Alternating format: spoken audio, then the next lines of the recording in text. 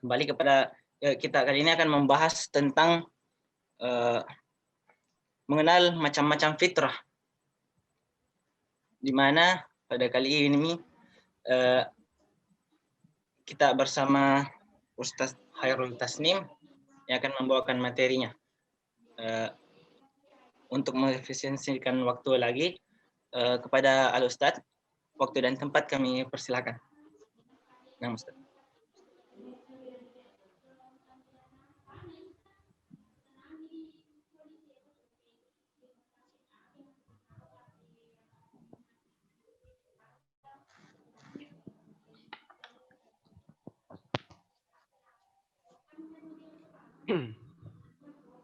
Bismillahirrahmanirrahim. Assalamualaikum warahmatullahi wabarakatuh. Waalaikumsalam warahmatullahi wabarakatuh. Alhamdulillahi wahda wassalatu wassalamu ala man la nabiyya ba'da. Nabiyina Muhammadin wa ala alihi wa sahbihi wa man walah. Amma ba'du. Para ikhwan dan akhwat yang semoga dirahmati dan semoga dimuliakan oleh Allah Rabbul Izzati wal Jalalah, yang di sore hari yang mubarakah ini Allah Subhanahu wa taala kembali mempertemukan kita meskipun secara virtual di majelis atau di halaqah di antara halaqat al-ilm yang oleh Rasulullah SAW menyifatinya dengan taman di antara taman-taman surga. Yang kata Rasulullah sallallahu alaihi wasallam, "Idza marartum bi riyadil jannati farta'u." Jika kalian melewati taman-taman surga, maka hendaklah kalian menyempatkan waktu untuk singgah, merasakan indahnya taman itu, merasakan segarnya udara di taman itu, untuk kemudian merasakan kehidupan yang bahagia setelahnya. Para ikhwan dan akhwat yang dimuliakan Allah, tidak lupa pula kita mengirimkan dan mengaturkan salam dan salawat kita kepada suri tauladan kita, uswah kita, pemimpin kita, Rasul dan Nabi kita, pemberi syafaat kita pada hari kiamat kelak biiznillah, Nabi kita Muhammad sallallahu alaihi wasallam. Allahumma salli wa sallim wa barik alaihi. Dan sekali lagi jangan lupa untuk memperbanyak doa di waktu-waktu yang seperti ini, karena waktu ini adalah waktu yang mustajab jika kita mengucapkan dan mengangkat tangan kita untuk berdoa kepada Allah Subhanahu wa taala. Mudah-mudahan kita juga termasuk di antara orang-orang yang diberikan oleh Allah kebaikan dengan memahami agama ini dengan baik, insya Allah. Selain itu, jangan lupa untuk mendoakan saudara-saudara kita, saudara-saudara kaum muslimin dimanapun berada, saudara-saudara kita yang mungkin sakit, saudara-saudara kita yang ditimpa musibah, saudara-saudara kita yang hari ini masih berjuang, dan seterusnya. Jangan lupakan mereka dalam doa-doa kita yang saleh, insya Allah. Karena doanya orang-orang beriman untuk saudaranya bizahril ghaib, tanpa mereka ketahui, itu akan diaminkan oleh malaikat. Dan suksesnya orang karena doa kita atau karena berkat doa kita, kebaikannya pun akan kembali kepada orang-orang yang mendoakan. Teman-teman yang dimuliakan Allah Subhanahu wa taala, pada kesempatan yang mubarakah ini kita akan membahas tentang khisalul fitrah. Pembahasan kita adalah tentang khisal al-fitrah. Khisal itu adalah macam-macam al-fitrah, fitrah yang sudah menjadi bahasa kita atau sudah masyhur di lisan-lisan kita, perkataan fitrah ini. Judulnya adalah Fis Siwak wa Khisalil Fitrah. Jadi sedikit akan membahas tentang permasalahan siwak atau permasalahan siwak, membersihkan gigi, dan sekumpulan atau macam-macam fitrah. Baik, para ikhwan yang dimuliakan Allah subhanahu rahimahullah. Ya. Syekh Saleh bin Fauzan bin Abdullah Al Fauzan berkatakan di babnya, kita memulai di bab ini dengan meriwayatkan hadis dari Ummul Mukminin Aisyah radhiyallahu taala anha. Hadis yang diriwayatkan oleh ibunda orang-orang yang beriman Aisyah radhiyallahu taala anha, bahwasanya Nabi sallallahu alaihi wasallam bersabda, as-siwak matharatun lil fam. Siwak itu, membersihkan gigi dengan siwak adalah matharatun lil fam. Adalah matharah, salah satu upaya untuk membersihkan mulut kita. Mardatun lirrabb, dan merupakan amalan yang mendatangkan ridha Allah subhanahu wa ta'ala, sebagaimana diriwayatkan oleh Imam Ahmad dan selainnya. Begitupun dalam Sahihain disebutkan dari sahabat yang mulia Abu Hurairah radhiyallahu taala an, bahwa Rasulullah SAW bersabda, al-fitratu khamsun. Fitrah itu ada 5 macamnya. Yang pertama adalah al-khitan. Yang pertama adalah khitan. Yang kedua adalah istihdad, dan sebentar akan kita jelaskan apa itu istihdad. Wa qassus syarib, menggunting bulu kumis. Wa naftul ibit, dan mencabut bulu ketiak. Wa taqlimu al-azfar, dan menggunting kuku-kuku. Wa fis sahihain, ya, dalam sahihain juga disebutkan dari Ibnu Umar radhiyallahu anhuma dalam sebuah hadis yang marfu', kata Rasulullah sallallahu alaihi wasallam, ahfus syawarib wa a'ful liha. Hendaklah kalian untuk memanjangkan jenggot kalian, melebatkan jenggot kalian atau melestarikan jenggot kalian, wa a'ful liha. Ahfus syawarib, afwan, hendaklah kalian memendekkan atau menggunting kumis-kumis kalian, wa a'ful liha, dan hendaklah kalian menjaga, memanjangkan, melestarikan jenggot-jenggot kalian. Lanjut, min hadhihi al-ahadits, ya, dan dari hadis-hadis yang telah kita sebutkan ini dan hadis-hadis yang datang dengan makna yang semisal, akhadha al-fuqaha al-ahkam at-taliyah, maka para fuqaha mengambil hukum-hukum yang akan kita sebutkan. Yang pertama, dari hadis yang telah kita sebutkan, itu menunjukkan masyru'iyatus siwak, menunjukkan bahwa disyariatkannya untuk bersiwak. Ya, apa itu bersiwak? Bersiwak itu adalah menggunakan kayu atau semisalnya fil asnan untuk membersihkan gigi wal lithah, begitupun gusinya. Liyadhhaba ma 'aliqa bihima min sufratin wa ra'iha. Tujuannya untuk menghilangkan apa yang hinggap padanya atau apa yang ada padanya, baik dari kuning atau sifat kuning yang ada pada gigi maupun dari bau dan aromanya. Jadi ini pengertian daripada siwak, bahwa penggunaan kayu ataupun semisalnya. Jadi boleh kayu, atau kalaupun kita hari ini adalah dalam bentuk sikat gigi kita yang kita pakai. Wa qad warada annahu min sunanil mursalin. Dan di antara riwayat yang disebutkan Nabi sallallahu alaihi wasallam bahwa perkara siwak ini adalah perkara yang bukan hanya sunnah umat kita saat ini saja, atau bukan hanya dilakukan oleh Rasul kita yang mulia sallallahu alaihi wasallam, tapi ini di antara sunnah para rasul sebelum Nabi sallallahu alaihi wasallam.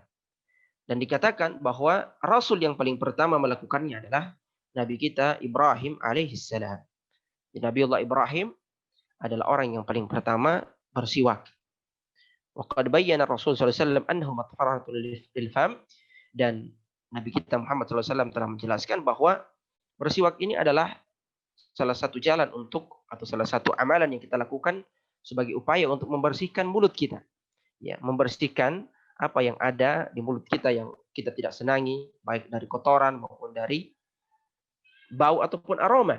Wa annahu mardatun lirrabb, dan yang kedua bahwa selain itu membersihkan gigi kita, ternyata dia adalah jalan untuk mendapatkan keridhaan Allah Subhanahu wa taala. Ayyurdi ar-Rabb tabaraka wa taala.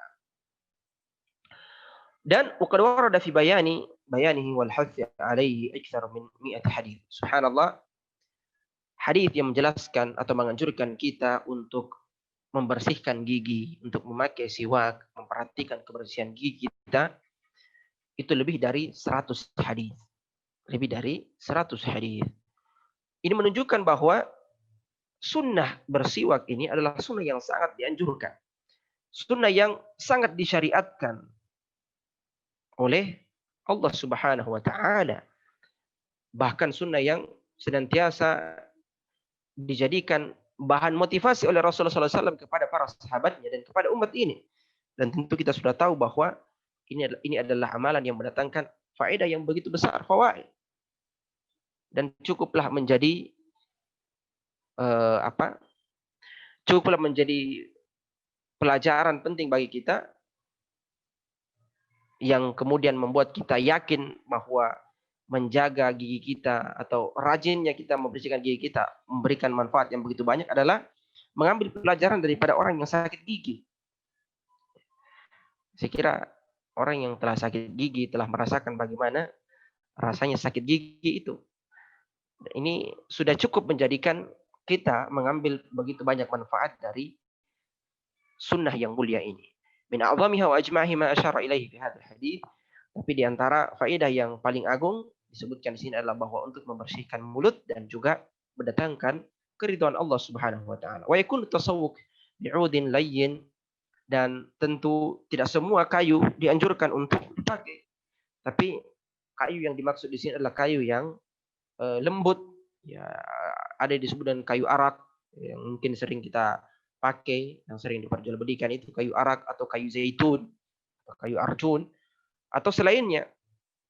Yang mana kayu itu tidak tercabut-cabut kalau dipakai. Artinya pertama dia bisa berfungsi sebagai sikat, dan yang kedua tidak akan melukai daripada mulut kita. Jadi itu persyaratannya.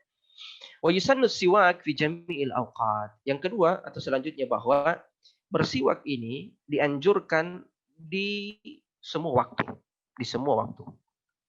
Bahkan bagi orang yang berpuasa, fi jami'il yaum, untuk orang yang berpuasa sekalipun itu di semua waktu disunahkan untuk bersiwak.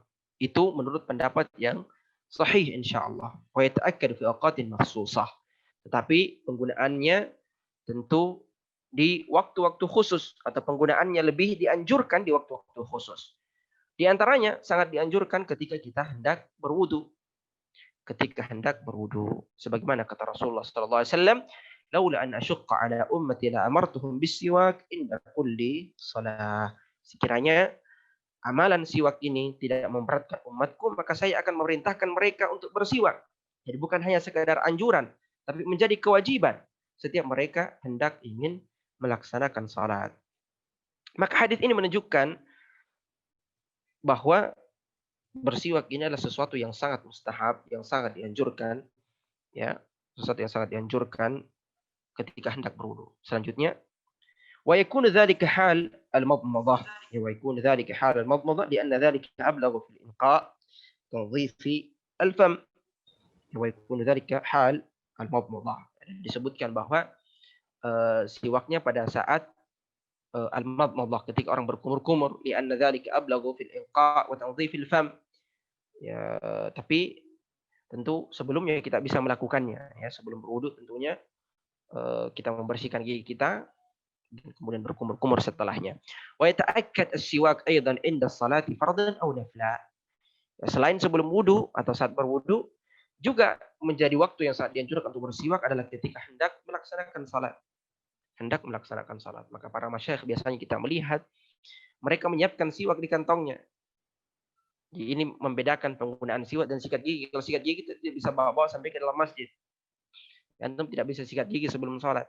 Tapi kalau siwak, antum bisa pakai sebelum antum sholat. Bahkan sebelum bertakbiratul ihram, antum masih ada waktu sedikit untuk bersiwak.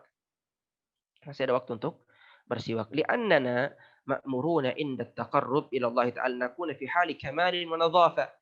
Karena kita diperintahkan oleh Allah Subhanahu wa taala di saat kita hendak ingin melakukan qurbat atau di antara amalan-amalan ibadah kepada Allah, kita dalam keadaan yang sempurna dari sisi keikhlasan, dari sisi persiapan jiwa kita, begitupun sempurna dari sisi kebersihan. Karena ibadah itu adalah sesuatu yang mulia. Maka orang yang senantiasa menjaga kebersihan dirinya, tentu ini alasan kenapa siwak itu disebutkan sebagai amalan yang akan mendatangkan keridhaan Allah Subhanahu wa taala. Dan juga wa yata'akkadu siwak aidan indal intibah minan naumil lail aw naumin nahar. Termasuk di antara waktu yang dianjurkan dalam bersiwak adalah ketika terbangun dari tidur, baik tidur di malam hari maupun di hari. Karena Rasulullah SAW karena idza qama min laili yashu sufahu bisiwak. Karena Nabi SAW ketika bangun di malam hari maka dia senantiasa bersiwak. Wasyaus ad-dalk, artinya dia menggosok giginya dengan siwak. Wa dzalika li anna an-naum tataghayyaru ma'a raihatil fam. Ya, sebagaimana untuk diketahui bahwa tidur itu akan mengubah aroma mulut kita. Antum bisa rasakan atau bisa orang yang baru bangun tidur tiba-tiba mengeluarkan aroma dari mulutnya, maka kita semua sudah tahu bagaimana aromanya. Litasa'ud abkharatil al-ma'dah. Ya, karena ini tentu ada pengaruhnya dari lambung kita. Wasiwak fi hadzal hal yunadhaf al-fam min athariha. Siwak tentu berfungsi untuk membersihkan dan menetralkan kembali aroma mulut kita. Wa yata'akkadu siwaku aidan 'inda taghayyur raihatil fam bi aklin aw ghairihi. Termasuk di antaranya meskipun bukan dalam keadaan terbangun dari tidur, tapi ketika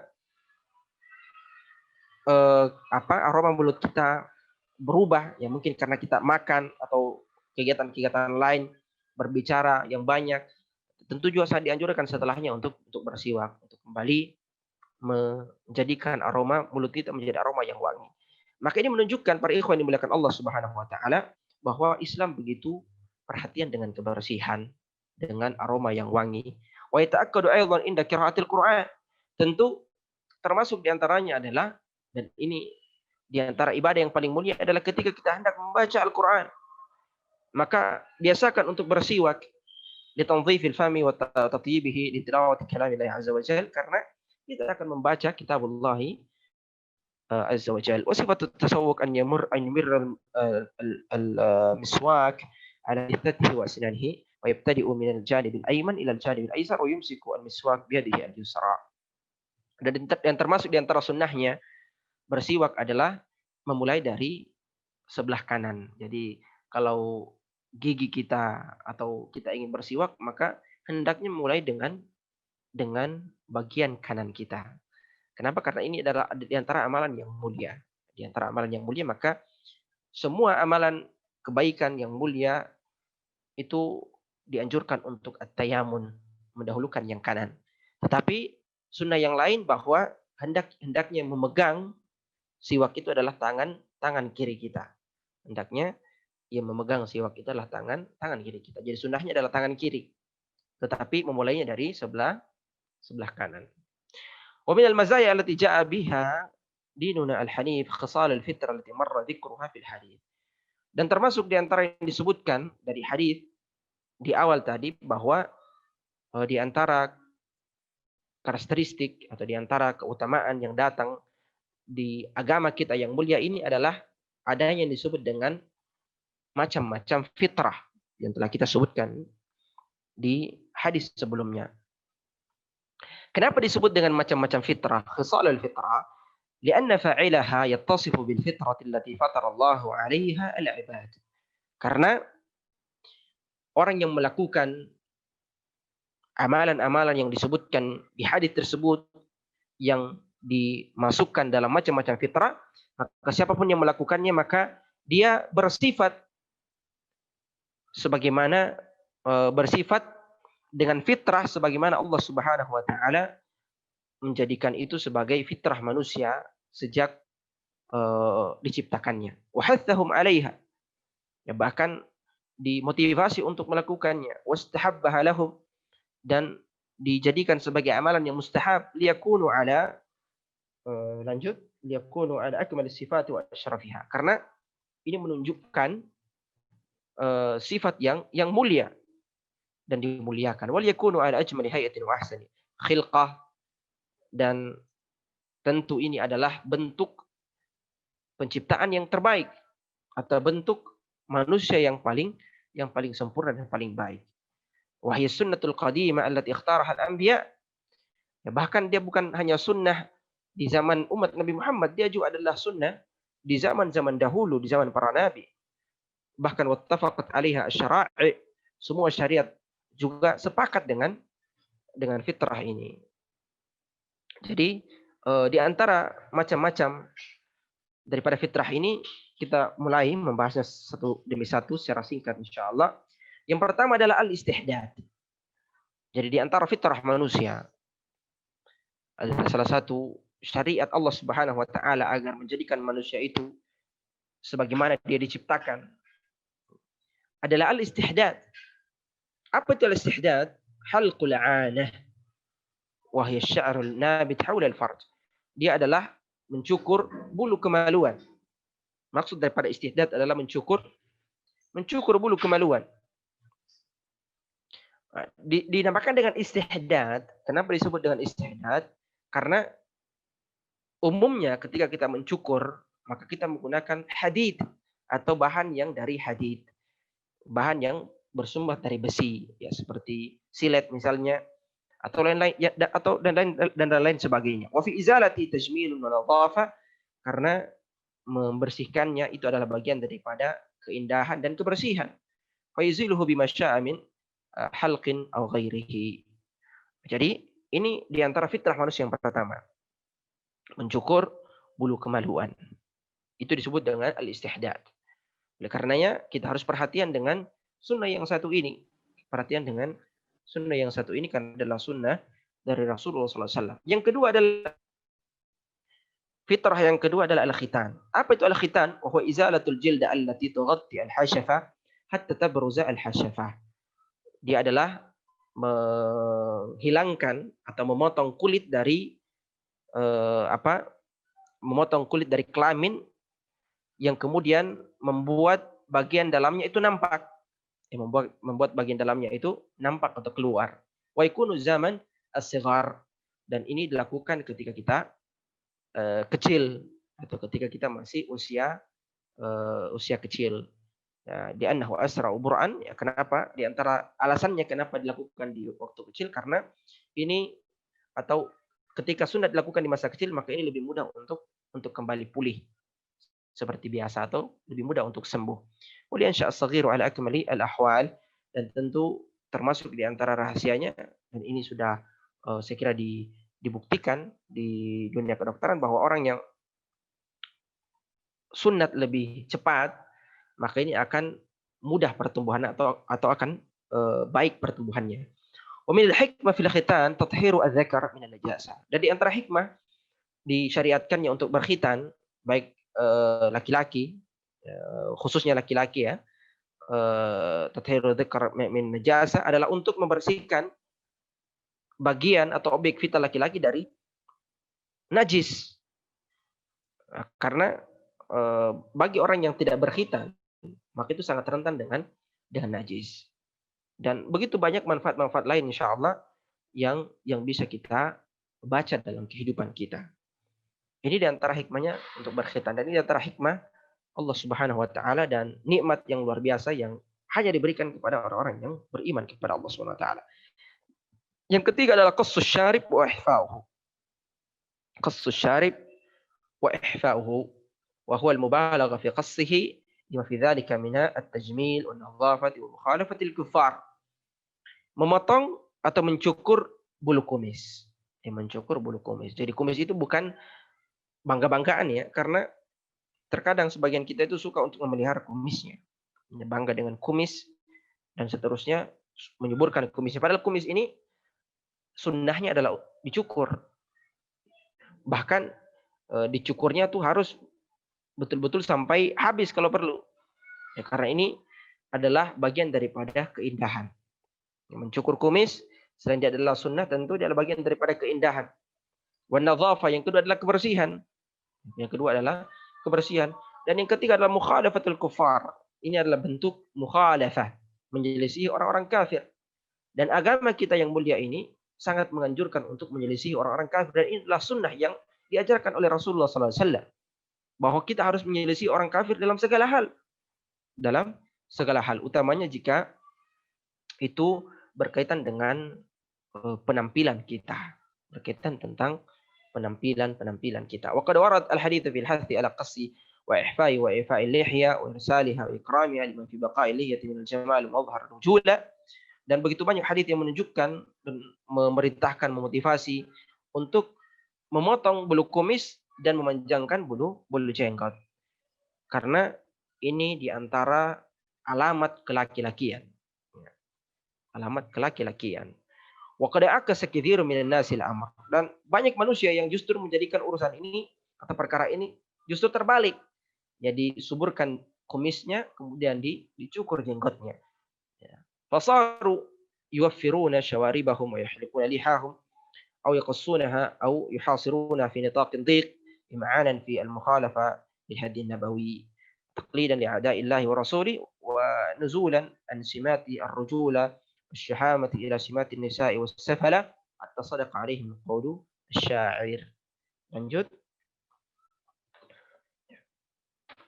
Sebagaimana dalam satu syair disebutkan, wala ajabun anna an-nisaa tarajjalat. Dalam satu syair disebutkan bahwa bukan sesuatu yang menakjubkan atau bukan sesuatu yang membuat kita heran ketika ada perempuan yang tarajjalat, menjadi laki-laki.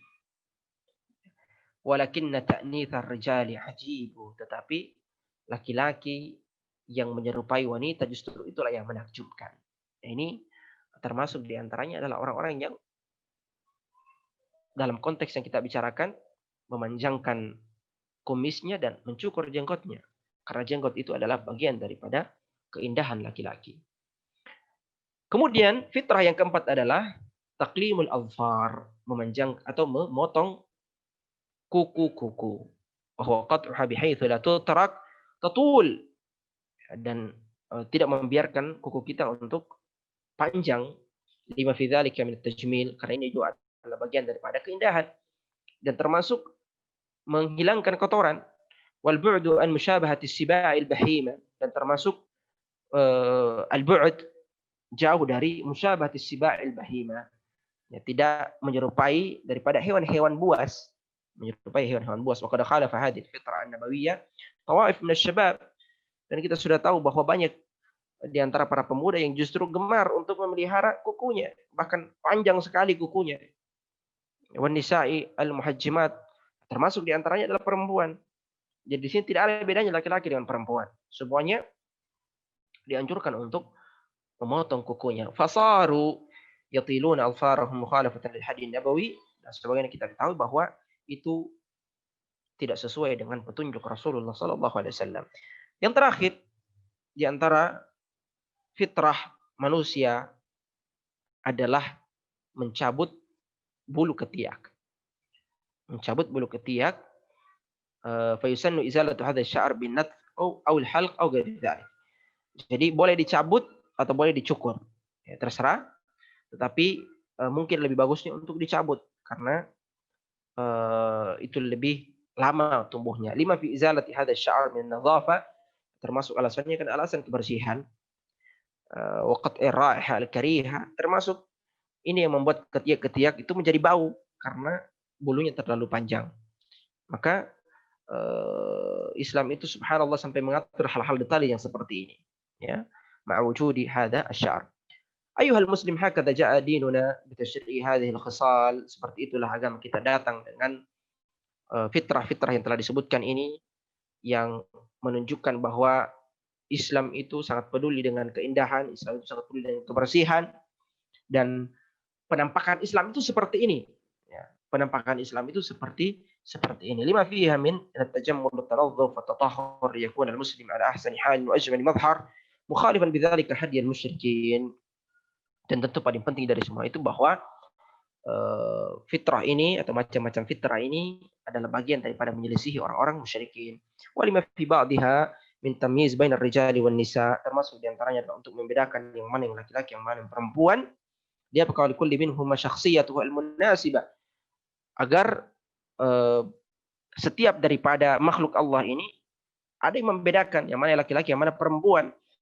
Lakin abi katsir minal makhdu'in alladziina yadhlimuna anfusahum abaw illa mukhalafat ar-rasul wa istirad at-taqlid allati la tunasibu ma'a dinina wa shakhsiyatina al-islam ittakhadhu min safalati al-ghurb aw syarq qudwatan lahum fi shakhsiyatihim fastadallu alladziina huwa adna billati huwa khair.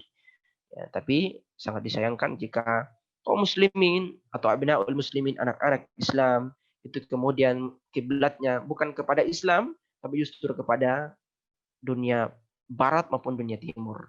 Mereka justru menukar sesuatu yang Allah telah muliakan dengannya dengan sesuatu yang hina dan rendah. Mudah-mudahan Allah Subhanahu wa taala menjadikan kita pribadi-pribadi muslim yang taat kepada Allah Subhanahu wa taala, taat kepada Rasulullah sallallahu alaihi wasallam, yang kemudian peduli dengan kebersihan kita, karena kata Rasulullah SAW, at-tahuru syatrul iman. Karena kebersihan itu adalah bagian daripada iman. Tahuru syatru al-iman. Demikian saya kira untuk pembahasan kita di hari ini, insyaallah. Dan jika ada hal yang ingin ditanyakan, falyatafaddal mashkuran wa ajra.